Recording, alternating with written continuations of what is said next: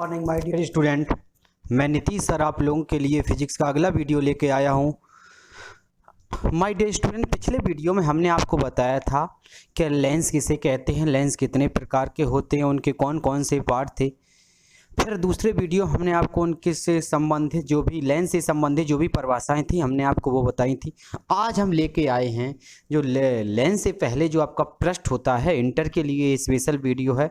जो इंटर में पृष्ठ गोली पृष्ठ पढ़ाया था उससे संबंधित है, यानी अवतल गोली पृष्ठ पर अपवर्तन का सूत्र। जो पृष्ठ होते हैं, पृष्ठ आपके दो प्रकार के होंगे, एक आपका होगा उत्तल गोली पृष्ठ और एक आपका होगा माय डियर स्टूडेंट अवतल गोली पृष्ठ। ठीक है, तो आज की वीडियो हम लोग पढ़ेंगे कि अवतल गोली पृष्ठ पर अपवर्तन का सूत्र। जो अवतल गोली पृष्ठ जो गोली पृष्ठ होता है उसमें जो अपवर्तन का सूत्र होता है उसका निगमन कैसे होगा उसके बारे में आज हम जानते हैं।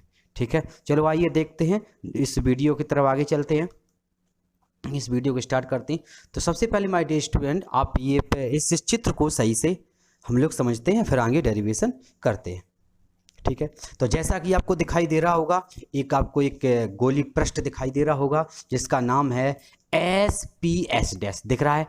एस पी एस डैश एक आपका क्या है, एस पी एस डैश एक आपका गोली पृष्ठ है। ठीक है, ये देखो ये दिख रहा है एस पी और एस डैश। ठीक है, एस पी एस डैश एक आपका गोली पृष्ठ है। इस गोली पृष्ठ का जो मुख्य अक्ष है वो आपका कौन सा है, ये देखो गया है, ये आपका मुख्य अक्ष है। कहाँ से, बिंदु पी से होकर गया है। आपको पता है पी क्या होता है, पी आपका ध्रुव होता है। कोई पृष्ठ कोई दर्पण होता है, दर्पण मैंने बताया था आपको, उसे क्या बोलते हैं माय डियर स्टूडेंट, जहाँ से दर्पण के मुख्य अक्ष जो होता है, मुख्य अक्ष दर्पण के जिस बिंदु से होकर जाता है उसे क्या बोलते हैं, ध्रुव बोलते हैं। वैसे अगर देखा जाए ध्रुव क्या होता है, वो होता है दर्पण के मध्य बिंदु को दर्पण का ध्रुव कहते हैं। ठीक है, ये गोली पृष्ठ है। तो देखो ये आपका एक गोली पृष्ठ है। इस गोली पृष्ठ के मुख्य अक्ष कौन सा है, सॉरी इस गोली पृष्ठ के मुख्य अक्ष पर, इस गोली पृष्ठ के मुख्य अक्ष पर एक हमने सूक्ष्म वस्तु, सूक्ष्म मतलब बिल्कुल छोटी सी वस्तु, ठीक है,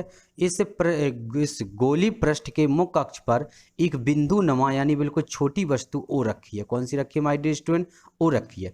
इस गोली पृष्ठ के मुख्य अक्ष पर एक बिंदु नमा वस्तु ओ रखी है। अब ओ रखी है तो ओ से बहुत सारी प्रकाश किरणें निकलेंगी। ठीक है, तो ओ से एक प्रकाश किरण निकलती है, ओ से एक प्रकाश किरण चलती है मुख्य अक्ष के ऊपर। देखो ये जो तीर बना है, देखो ऐसे करके दिख रहा होगा, ऐसे करके दिख रहा है। ओके, तो यहाँ से इस वस्तु से एक प्रकाश किरण मुख्य अक्ष से होकर जाती है, कहाँ, बिंदु पी, बिंदु पी से होती हुई क्यू के रूप में आगे सीधी निकल जाती है। ठीक है, तो एक प्रकाश किरण जो वक्रता केंद्र में ध्रुव से होकर सीधी आगे निकल जाती है।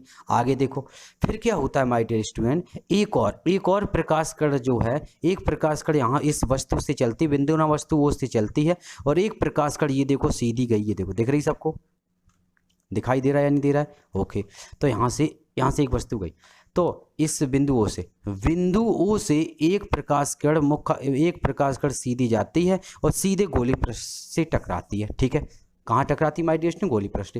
तो जैसी गोली पृष्ठ टकराती है, बिंदु बी है, तो गोली पृष्ठ टकराने के बाद बिंदु बी से थोड़ी परिवर्तित होकर और ये पीछे डॉट डॉट बढ़ाने पर कहाँ पर, बिंदु आई पर मिलती है। ध्यान से देखना कहाँ मिलती है माय डियर स्टूडेंट, बिंदु आई पर मिलती है।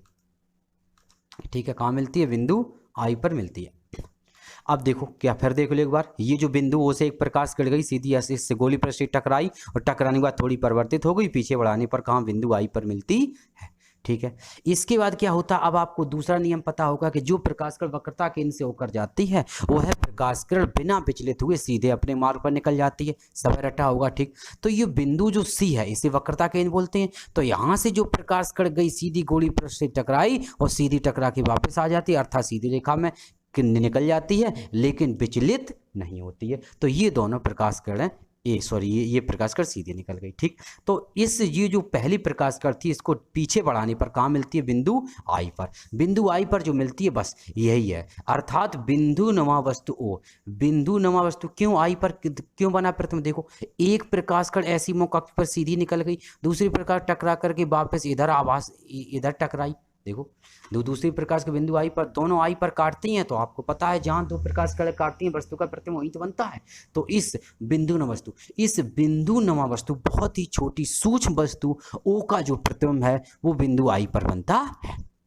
क्लियर है, यहाँ तक बात बिल्कुल समझ में आई माय डियर स्टूडेंट, यहाँ तक बात क्लियर है। और थोड़ा और देख लो, ये जो आपको चित्र दिख रहा है, इस चित्र के बाईं ओर जो है वो है अपवर्तनांक, हमने मान लिया n1। कितना मान लिया माय डियर स्टूडेंट? अपवर्तनांक n1, जिसे क्या बोलते हैं? विरल माध्यम। ठीक है, इस अवतल गोली पृष्ठ के बाएं साइड विरल माध्यम है जिसका अपवर्तनांक n1 मान लिया, और इस गोली पृष्ठ के दाएं साइड अपवर्तनांक n2 है जिस सघन माध्यम मान लिया, जिसका अपवर्तनांक कितना है माय डियर स्टूडेंट? n2 है। ठीक, थोड़ा और देख लो, आगे देखो, ये जो वस्तु, ये जो बिंदु नौ वस्तु ओ से जो प्रकाश कर जाती है, आपको पता है जो प्रकाश कर जाती है जिस कोण से पृष्ठ पर जाती है उसे क्या बोलती है? आपतन कोण। और टकरा के जिससे परिवर्तित होती है, अपवर्तित होती है, उसे क्या बोलते हैं? अपवर्तन कोण या आपतन कोण बोलते हैं। ठीक है, तो ये जो आई दिख रहा है, ध्यान देखना, ये यहाँ से यहाँ तक, ध्यान से देखना, यहाँ से यहाँ तक जो पूरा कोण है ये कितना माय डियर स्टूडेंट? ये आपका आई है। ठीक है, और इसके इधर ये जो कोण बन रहा है, ये देखो इतना छोटा सा उस तरफ वाला, ये कितना है?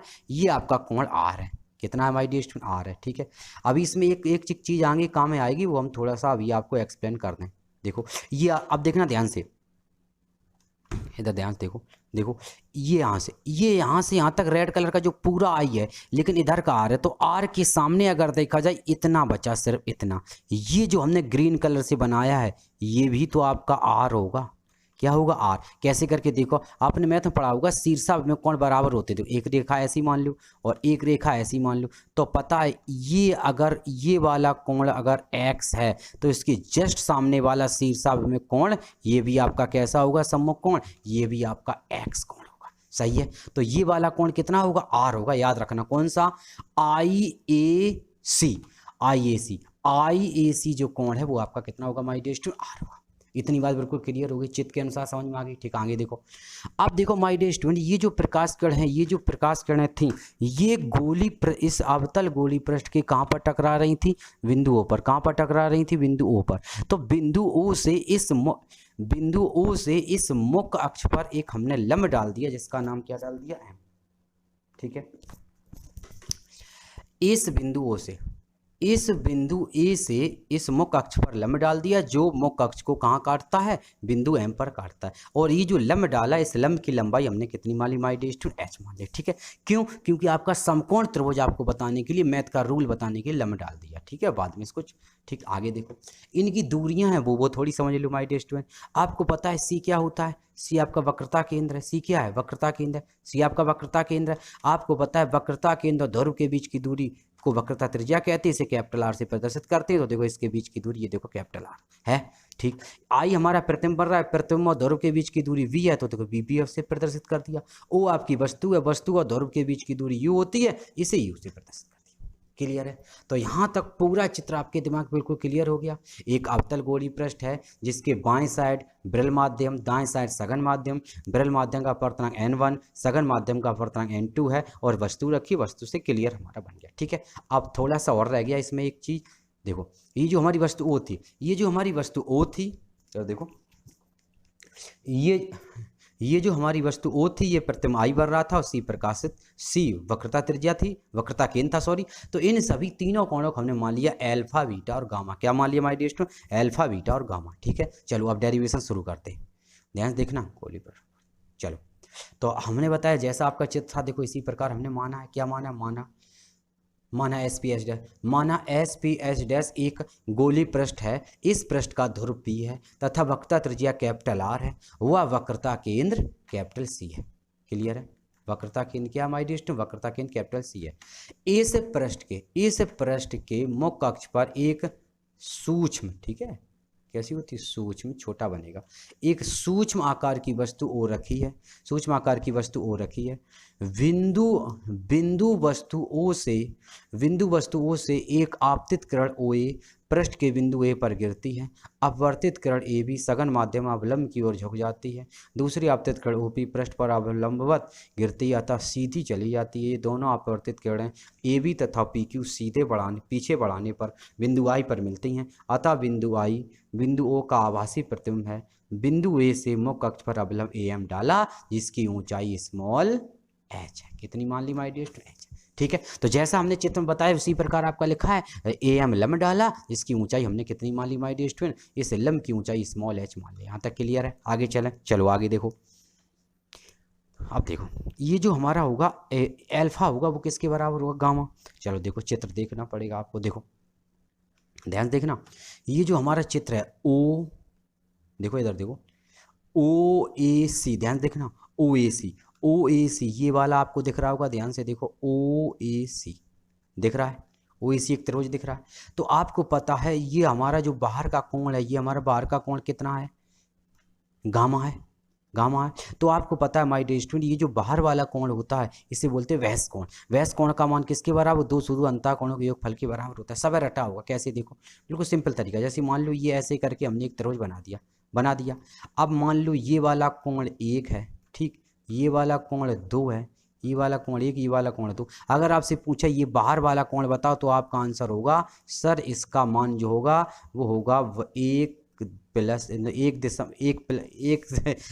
2, कितना होगा 1 प्लस 2, ठीक है। मतलब आपको याद रखना जो वैस कोण होता है उसके जस्ट बगल वाला कोण छोड़ दो और शेष दो जो कोण बचेंगे उन दोनों के योग के बराबर होगा, यानी 1 प्लस 2 के बराबर। क्लियर है, तो यहाँ तक बात समझ में आई। यानी हम ये कह सकते हैं जो मेरा गामा है, जो गामा है वो किसके बराबर होगा, अल्फा और प्लस ये पूरा जो कोण है, ये पूरा कोण कितना बताया हमने, आई, यानी गामा जो होगा वो अल्फा प्लस आई के बराबर होगा। ठीक है, देखो तो यही लिखा है आपका, क्या लिखा माय डियर स्टूडेंट, हमने लिख दिया गामा बराबर अल्फा प्लस आई। हमें आई का मान चाहिए तो अल्फा परछांतर कर दो, तो यहाँ से आई का जो मान होगा वो हो जाएगा माय डियर स्टूडेंट आई बराबर गामा माइनस अल्फा। कोई दिक्कत तो नहीं, क्या हो जाएगा आई बराबर गामा माइनस अल्फा। ठीक, त्रिभुज ICA में देख लो, त्रिभुज ICA में, त्रिभुज ICA, अब देखो कलर चेंज कर लें तब तुम्हें सही कलर चेंज कर ले, ये लो देखो त्रिभुज ICA, अब देखना आई ये रहा तो ICA में, ठीक ICA में। अब आपको पता है ये वाला कोण कितना है बीटा, ये वाला कोण कितना है बीटा, ये वाला कोण गामा है। अब हमने बताया था, अभी हम पहले आपको समझा चुके, ये यहाँ से ये जो रेड कलर से दिख रहा है, ये रेड कलर, ऐसा कर हम साफ कर दें क्योंकि आपको आप सही है, ये देखो आप क्लियर दिख रहा होगा, ज़्यादा कुछ हो गया था। देखो देखो हमने आपको क्या बताया था, हमने आपको बताया था ये जो पूरा कोण है, बताया था हमने आपको बताया था ये जो पूरा कोण है, कहाँ से, ये यहाँ से, ये पूरा कोण आई था। हमें पूरे की जरूरत नहीं है, सिर्फ इतने कोण की जरूरत है, ये जो बीच में बना है। तो हमने बताया इधर का अगर इधर का आर था, इसके जस्ट अपोजिट आर होगा, यानी हम ये कह सकते हैं कि इस त्रिभुज में जो गामा होगा, कलर ज़्यादा वैसा लग रहा है, इस त्रिभुज में जो गामा होगा, यानी इस त्रिभुज में जो गामा होगा, वो किसके बराबर होगा, वो आपका होगा बीटा प्लस आर होगा, किसके बराबर होगा, यानी हम ये कह सकते हैं इस त्रिभुज में जो गामा होगा वो बीटा प्लस आर के बराबर होगा। क्यों, क्योंकि गामा है बाहर का कोण, गामा आपका कहाँ का कोण है, गामा बाहर का कोण है, वैस कोण है, अंदर कोण है बीटा, और ये जो इतना छोटा सा कोण होगा ये, क्यों, क्योंकि यहाँ से यहाँ तक पूरा कोण आई है, ये जो इतना शेष जो कोण बचा इसके अपोजिट आर होगा, तो बीटा प्लस आर किसके बराबर होगा, गामा के बराबर होगा। क्लियर है, चलो आगे देखो, हमने क्या बताया त्रिभुज ICA में क्या बताया अभी हाल हमने कि जो गामा जो होगा, गामा किसके बराबर होगा माय डियर स्टूडेंट, गामा आपका होगा बीटा प्लस आर के बराबर। कोई दिक्कत, गामा आपका जो होगा वो किसके बराबर होगा, गामा आपका होगा my dear student beta plus R के बराबर होगा। ठीक, परछांतर कर देंगे, जब परछांतर कर देंगे तो आपका बन जाएगा स्मॉल आर बराबर गामा माइनस बीटा, क्या स्मॉल आर बराबर गामा माइनस बीटा। अब हम क्या करेंगे, स्नेल के नियम से हमें पता है, स्नेल के नियम से हमें क्या पता है, स्नेल के नियम से हम जानते हैं साइन आई बटे साइन आर बराबर एन, ध्यान समझना, साइन आई बटे साइन आर बराबर एन होता है, और ये जो स्नेल के नियम में एन होता है माय डियर स्टूडेंट, एन का जो पूरा मतलब होता है वो होता है n2 बटे n1, ध्यान रखना। स्नेल के नियम में जो n आता है, जो अपवर्तनांक होता है, स्नेल के नियम जो n आता है यानी अपवर्तनांक जो होता है उसका मतलब होता है स्मॉल n बराबर n2 बटे n1, दिमाग पर रखना। ठीक है, तो स्नेल के नियम पे साइन आई बटे साइन आर बराबर n होता है, n की जगह हमने क्या रख दिया n2 बटे n1, और अब हम क्या करते हैं क्रॉस मल्टीप्लाई। ठीक है, क्रॉस मल्टीप्लाई कर देंगे तो आपका क्या बन गया, आपका यहाँ से बन गया n1 साइन आई बराबर n2 साइन आर। अब हम बताएंगे, देखो जैसे आपको पता है कोई कोण छोटा हो, कोई राशि पहले से छोटी हो, ठीक, कोई राशि आपकी पहले से छोटी है और उसमें आपने त्रिकोणमितीय अनुपात और लगा दिया तो राशि और छोटी हो जाएगी। ठीक है, त्रिकोणमितीय अनुपात नहीं, जो साइन कॉस टेन पता होगा, साइन कॉस टेन ये सब लगा, ये क्या होती है, ये होती है त्रिकोणमितीय अनुपात नहीं त्रिकोणमितीय निष्पत्ति। ठीक है, त्रिकोणमिति ट्रिग्नोमेट्री रेशियो बोलते हैं ना हम।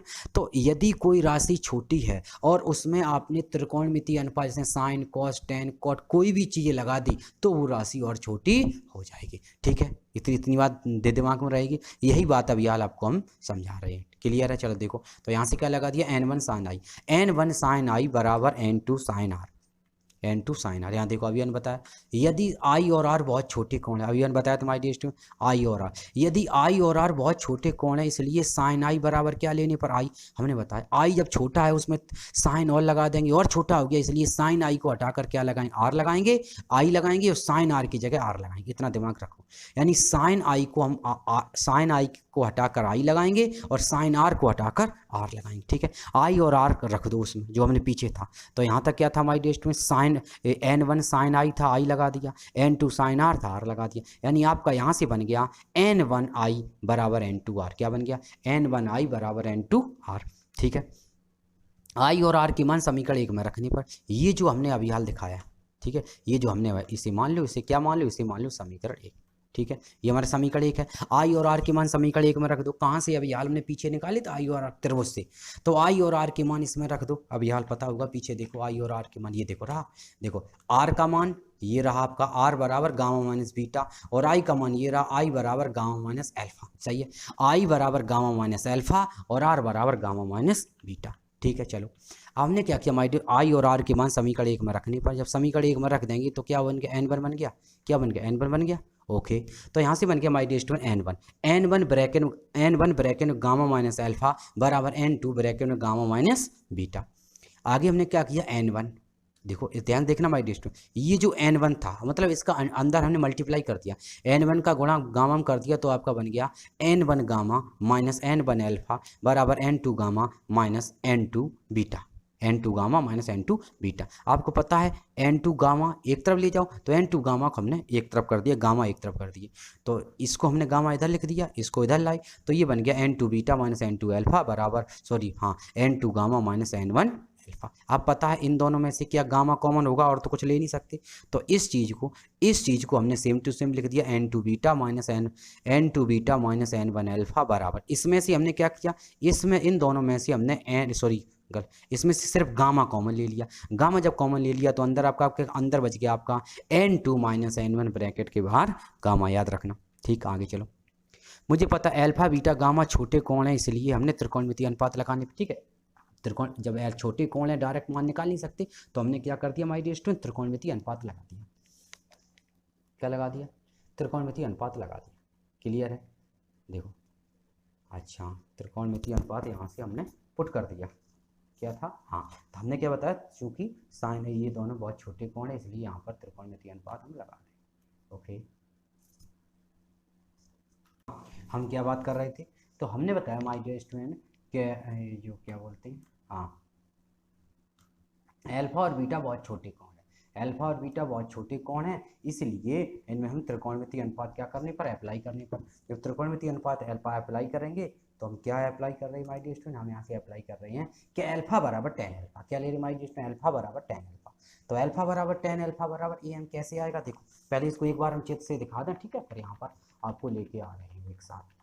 ठीक है, देखो यहाँ से देखना ध्यान से, अल्फा बराबर tan अल्फा। ठीक है, क्लियर समझो,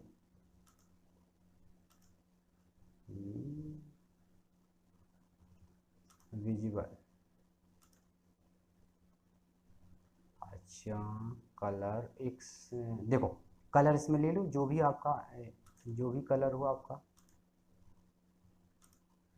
ग्रीन ले लो। चल देखो अब देखना ध्यान से माय डियर स्टूडेंट, अब आपके यहाँ से देखो, यहाँ से अगर हम बात करें अल्फा की, अल्फा अगर यहाँ से आप उठाएंगे यहाँ ले जाएंगे ऐसे कर क्लियर करेंगे तो ये आपका एक समकोण त्रिभुज बनेगा। देखो बन गया समकोण त्रिभुज, क्योंकि यहाँ से जो हमने लंब डाला था, लंब हमेशा 90 अंश का होता है लंब, तो यहाँ से अल्फा बनेगा। अगर हम आपसे पूछें अल्फा बराबर मतलब tan अल्फा, क्या पूछें tan अल्फा, तो आपको याद है tan अल्फा बराबर, तो कोई भी अगर tan लगाए, tan बराबर क्या होता है, लंब बटे आधार, tan अल्फा बराबर, tan बराबर क्या होता है, लंब बटे आधार। तो यहाँ से बन जाएगा my dear student tan alpha बराबर लंब कितना होगा am बटे आधार कितना होगा om। ठीक है, इतना दिमाग में रहेगा, यानी tan अल्फा बराबर हो जाएगा am बटे om। इतना क्लियर। ठीक, अब हमने बताया था सबसे पहले चित्र जब समझाया तब बताया था हमने, जो एम जो है एम हमने आपको मैथ का रूल क्लियर करने के लिए हमने इस पर लम्ब डाला था, रियल में एम तो नहीं था। तो हमने क्या किया, यहाँ क्या होता है एम और पी, एम और पी के बीच की दूरी बहुत ही नगण्य है, इसलिए एम को हटा करके हम क्या लगा देंगे, पी लगा देंगे, यानी ए पी बटे ओ एम होगा, ओ एम को हटा करके ओ पी लगा देंगे और ए एम की लंबाई एच रख देंगे, इतना आएगा। ठीक है, इसी प्रकार आपको अल्फा बीटा गामा तीनों के लिए क्लियर करना है। अब याद रहेगा इतना। चलो त्रिकोण वो जो मैथ का रूल होता है टेन अल्फा बराबर टेन बराबर लंब बटे आधार, ठीक है, वही लगा दिया। अब देखो तो यहाँ से हमने क्या किया माय डियर स्टूडेंट, यहाँ से हमने किया अल्फा बराबर, तो अल्फा बराबर टेन अल्फा। अब टेन अल्फा पर लंब बटे आधार, लंब कितना है ए एम, आधार कितना ओ एम। अब यहाँ हमने बताया चूंकि ओ और एम के बीच की दूरी बहुत ही नगण्य है, इसलिए एम को हटा करके एम की जगह पी लगा दो, यानी आपका हो जाएगा ए एम बटे ओ पी। अब पता है ए एम क्या है, लंब, और लंब की लंबाई हमने कितनी मानी थी एच, और ओ पी क्या है वस्तु, तो पता है वस्तु की दूरी होती है यू, और वस्तु कहाँ रखी है, वस्तु रखी है पृष्ठ के बाएं साइड, और जब पृष्ठ के बाएं साइड रखी दूरी कैसी होगी, नेगेटिव, तो इसका मान हो गया my dear student H upon minus के यू, या वही माइनस रख दो यहाँ चाहे भी तब, ठीक है। तो इसका मान हमने कितना रख दिया माय डियर स्टूडेंट, ये माइनस के यू हो गया। क्लियर है। चलो इस जिस प्रकार हमने अल्फा निकाला इसी प्रकार हम बीटा निकाल रहे, तो बीटा बराबर टेन बीटा ए एम बटे एम आई, और एम आई की जगह एम को हटाकर पी आई हो, पी है आपकी वस्तु, आई है आपकी वस्तु प्रतिबिंब, और प्रतिबिंब की दूरी ध्रुव से होती है वी, और बाएं साइड नेगेटिव यानी माइनस की वी। अल्फा बीटा अब क्या रह गया गामा, गामा निकाला तो आपको पता है my dear student tan gamma बराबर, यहाँ से आपका क्या है, तो यहाँ से बन गया टेन गामा बराबर ए एम बटे एम सी, बराबर ए एम बटे एम को हटाकर पी सी लगा दिया, सी है वक्रता त्रिकेंद्र, वक्रता के मतलब वक्रता त्रिज्या, तो यहाँ से आपको जो गामा था, गामा की वैल्यू आ गई एच अपॉन माइनस आर, क्या आ गई माय डियर स्टूडेंट, गामा की वैल्यू जो आ गई वो आ गई एच अपॉन माइनस आर, यानी अल्फा बीटा गामा तीनों की जो वैल्यू थी वो आपकी माइनस के आर आ गई, दैट क्लियर, सही है। अल्फा बीटा गामा इन तीनों की वैल्यू माइनस के आर आ गई, क्लियर है। चलो आगे चलो, आपने क्या कहा माय डियर स्टूडेंट, ये जो आपके अल्फा बीटा गामा तीनों के मान आ गए, क्या है alpha comma beta comma gamma का मान समीकरण में रखने पर, ठीक है रख दो। अब हमने इन तीनों के मान रख दिए, कहाँ रख दिए याद है आपको, नहीं है, जो हमने अभी हाल पीछे निकाला था n2 ब्रैकेट में अल्फा माइनस गामा, गामा बाहर था, याद आया, हाँ उसी में अल्फा बीटा गामा तीनों के मान रख दिए, कहाँ पर दिखा दे एग्जाम बोल जाओ, इसमें देखो ये जो आपका बना है, अब देखो ये जो आपका बना ये वाला दिख रहा है सबको, ठीक, ये जो आपका बना ये इस समीकरण में हमने किसके अल्फा बीटा गामा इन तीनों की वैल्यू यहाँ पर रखनी है, क्लियर है, इन तीनों की वैल्यू यहाँ पर आपको पुट करनी है, ठीक है। चलो रख दिया, तो हमने अल्फा बीटा गामा तीनों के मान यहाँ रख दिया, क्या बन गया n2 h upon minus B minus n1 h upon minus U बराबर n2 माइनस n1 ब्रैकेट बंद कर दिया h अपॉन माइनस आर हो गया। अब हमने क्या किया माय डियर स्टूडेंट, इसको अंदर से मल्टीप्लाई कर दिया, मतलब इसको थोड़ा सा सॉल्व कर दिया, सॉल्व करने का तरीका वही तरीका है जो है जैसा क्लियर वाला, ठीक है। अब देखो अब हमने क्या किया माय डियर स्टूडेंट, अच्छा ये लाइन तुम्हें समझ में आई या नहीं आई ये बताओ, नहीं देखो ऐसा समझो हम बताएं, बिल्कुल सिंपल से देखो, सबसे पहले तो हमने क्या किया, देखो ये जो h था इस तरफ से, यानी इस समीकरण की बाएं साइड से h कॉमन ले लिया, और समीकरण के दाएं साइड जो h था उससे h काट दिया, यानी दाएं और बाएं के जो h थे h आपके हो गई कैंसिल हो गई, h कैंसिल हो गया, तो आपका इधर क्या बनेगा, आपके हिसाब से इधर बनेगा n2 बटे, हम थोड़ा बता दें ठीक है, तो मैं थोड़ा सा अलग लग रहा हूँ कैसे बन गया, देखो हम तो पूरा क्लियर कर दें। देखो जब इसके समीकरण के दाएं और बाएं से h कैंसिल हो गया, तो आपका यहाँ से आपके हिसाब से यहाँ बनना चाहिए क्या, यहाँ से आपके हिसाब से बनना चाहिए n2 बटे माइनस बी, यही बनना चाहिए, ठीक, n2 बटे माइनस बी, इधर से काट दिया तो ये हो गया माइनस, और फिर माइनस लगा तो माइनस माइनस प्लस, यानी आपका बन जाएगा n1 बटे यू, बन गया, यानी n1 बटे यू, ठीक, n2 बटे माइनस बी प्लस n1 बटे यू बराबर बन गया, ठीक। अब हमने क्या किया, ये h कट गया, क्या बचा मेरे पास माइनस आर बचा, तो ये हमारे पास क्या बन गया, अच्छा ठीक है, देखो ये मेरे पास बन गया क्या, ये मेरे पास बन गया n2 माइनस n1 बटे आर, सही है, वो भी किसका आर बन गया, ठीक, n2 वो भी किसका आर बनेगा माइनस का आर, ध्यान समझना क्योंकि h कट गया। अब हमने क्या किया माय डियर स्टूडेंट, जब देखो ध्यान से, जब इधर मेरे पास माइनस था, आर मेरे पास माइनस का है, ठीक, तो हमने दोनों तरफ माइनस से मल्टीप्लाई कर दिया, तो माइनस से इधर आर में मल्टीप्लाई किया, माइनस माइनस प्लस हो गया, तो ये बन गया n2 माइनस n1 बटे कैपिटल आर, प्लस का हो गया। ठीक, जब ने इसमें माइनस किया तो n2 बटे बी माइनस का था, हो गया n2 बटे बी प्लस का, और u जो प्लस का था वो हो गया माइनस का। ये आपका लाइन क्लियर है। यहाँ तक बात बिल्कुल क्लियर हुई माय डियर स्टूडेंट, यहाँ तक बात बिल्कुल क्लियर हो गई, जो हमने बताया यहाँ तक बात बिल्कुल समझ में आ गया। ठीक है, तो ये आपका बन गया n2 बटे बी माइनस n1 बटे यू बराबर n2 माइनस n1 बटे आर। ठीक है, अब हमने क्या किया, ये जो समीकरण था, इस समीकरण के दोनों पक्षों में n1 से भाग दे दिया। क्या दे दिया? भाग। ठीक, अब देखो तो हमने क्या किया, n1 से जब भाग दे दिया, ये आपका n2 लिखा था, n2 में n1 से भाग दिया तो आपका बन गया n2 बटे n1 बटे बी माइनस n1 में n1 का भाग 1 बटे यू, इसमें भाग दे दिया n2 बटे n1 माइनस 1 बटे आर। क्लियर है। चलो, जब ने n1 से भाग दे दिया, अब आपको पता है यदि n2 बटे n1 सबको पता है, अभी हम सबसे पहले शुरू में बताया था हमने, स्नेल के नियम में जो n होता है, n की वैल्यू किसके बराबर होती है? n2 बटे n1 के बराबर होती है। n2 बटे n1 घटाकर n लगा दें, तो इस जगह हमने n लगा दिया, आपका बन गया n अपॉन बी। क्या बन गया? n upon B minus 1 upon U बराबर n माइनस 1 अपॉन आर। ये आपका क्लियर आंसर है। ठीक है, तो माय डियर स्टूडेंट ये आपका डेरिवेशन होगा किसके? ये गोली पृष्ठ के अपवर्तन के लिए। ठीक है, अवतल गोली पृष्ठ अपवर्तन का सूत्र, सॉरी, अवतल गोली पृष्ठ अपवर्तन का जो सूत्र है वो आपका ये क्लियर है। ठीक है, तो जिस प्रकार हमने अवतल गोली पृष्ठ के लिए किया, अगले वीडियो में हम आपको उत्तल गोली पृष्ठ के लिए यही डेरिवेशन करके दिखाएंगे। आंसर यही निकलेगा, तरीका अलग है, चित्र अलग होगा, दिमाग में रखना। ठीक है, वेरी वेरी मोस्ट इंपॉर्टेंट है इंटरमीडिएट के लिए ये वाले डेरिवेशन। ये दोनों डेरिवेशन थोड़ी से बड़ी क्वालिटी के होते हैं। जब भी ये डेरिवेशन आएगा आपको 5 नंबर का डेरिवेशन आएगा। ठीक है, तो इसीलिए इन दोनों इस डेरिवेशन को सीखें। अगर आपको ये डेरिवेशन क्लियर समझ में आ गया, आपने अपने दिमाग से इसको थोड़ा सीख लिया, तो दूसरा डेरिवेशन में टाइम नहीं लगेगा, थोड़ा सा अंतर है, सिर्फ चित्र अलग बनेगा, बाद बाकी सेम मेथड है। ठीक है, डेरिवेशन को सिद्ध करने का सेम मेथड है।